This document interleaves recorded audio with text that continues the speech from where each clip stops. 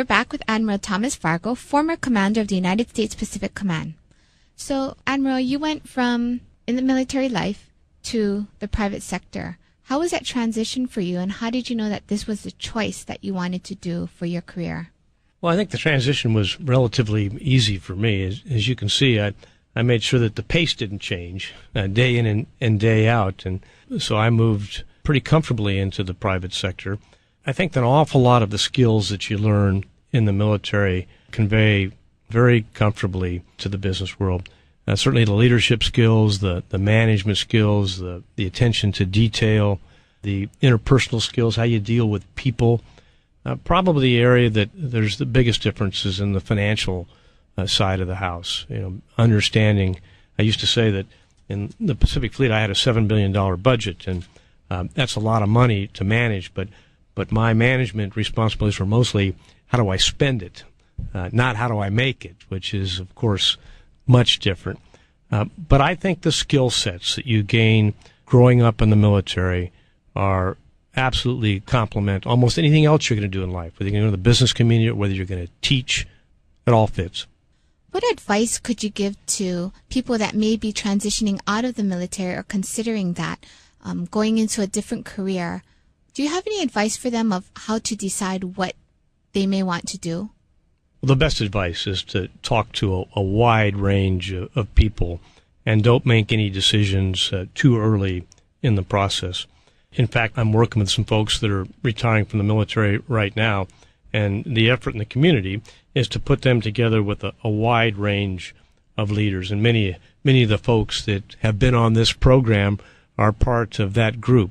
Is it a high-ranking individual? Is that why they get to have such a nice mentorship happening? Well, I think they're not necessarily high-ranking individuals. They're generally people who have spent 25 to 30 years in the Navy, so they could be captains or colonels or rear admirals or major generals. So they're pretty senior, yes. But the important piece is for these mentors to sit down and understand what are they looking for in terms of another career, and then provide them some insight into what the potential opportunities are. And then that generally leads to further discussions, because, there's a lot of things you could do that would be tremendously rewarding and certainly make a fabulous contribution to the community. But the most important piece is to gain that broad view of all that they might do, so that you can make a good fit to both their skills and their interests on the first effort. How did you know it was the right time to move on from the military and then enter into the private sector? Well, that's always a really good question. One of those people that, as I said, had great influence on me was Admiral Bob Long. And when I was a young lieutenant, one day he said to me, Tom, you always want to leave the party while you're having a good time. At the time, I didn't recognize exactly what he was talking about. I thought he might be referring to my performance as a junior officer.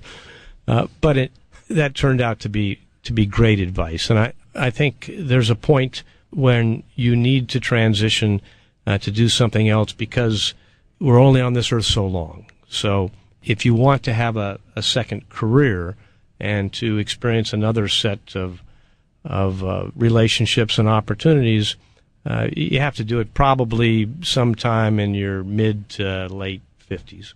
And do you have any regrets from leaving the military and entering private sector? No, not at all. I mean, it was a great job, and I wouldn't trade the 35 years that I had in the Navy and here in the Pacific Command for anything. I mean, I worked with a tremendous group of people, and I woke up every morning looking forward to going to work. So it was fabulous. But as I said, you also have to provide opportunity for other folks too, so that they can move into these positions of responsibility. And the flow into these military jobs is tremendously important, and fundamentally, it's a young person's organization, and it ought to be. So you couldn't imagine yourself doing anything else? I mean, you just really enjoyed your time in the military, then you transitioned out when you felt it was ready?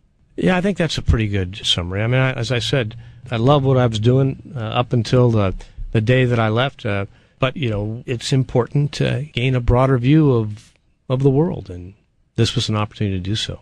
You mentioned that you wanted to go into business. Do you think if you didn't go into the military, you may have started a business on your own prior to that? Boy, that takes me back up a long way. And you could certainly hypothesize that you might have started your own business. But I would tell you, my sights were pretty clearly set on going into the military as a young officer coming out of the Naval Academy. Not to mention the fact that I had a 6-year obligation. Thanks for tuning in. Stay tuned for more on Greater Good Radio.